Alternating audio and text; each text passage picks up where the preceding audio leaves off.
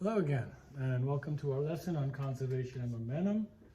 We are going to look at a collision now where the two objects are going to not stick together, but they're going to bounce.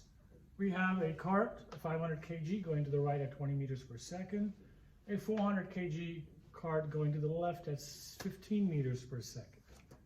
What we're told is after they collide, the 500 kg car comes to a halt. So they come and they hit, and this car stops, and he's going to keep going. So they come like this, they collide, and he just comes to a stop, and all the momentum is transferred onto that guy. So you want to know how fast will this guy be moving.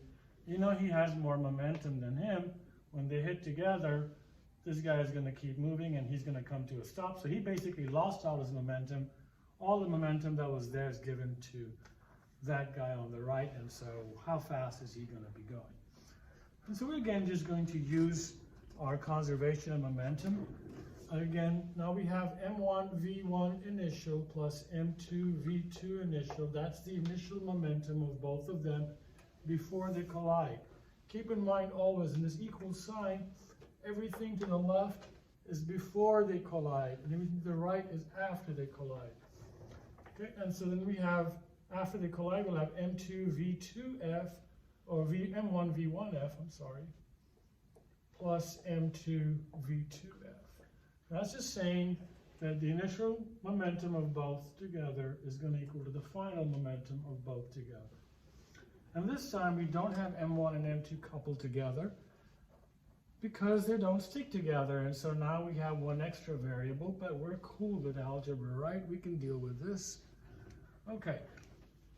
So we first have 500 times 20 plus 400 times negative 15 is equal to, and it says that this guy comes to a halt, so it's just m1 or 500 times 0 plus m2 v2f. And m2 we know is 400. And so that's what we're looking for, the final velocity of the second cart. So we do the math here. That's 10,000 minus 6,000 is equal to 0 plus 400 v2f. And so that becomes 4,000 is equal to 400 v2f. That turned out nice. Divide both sides by 400.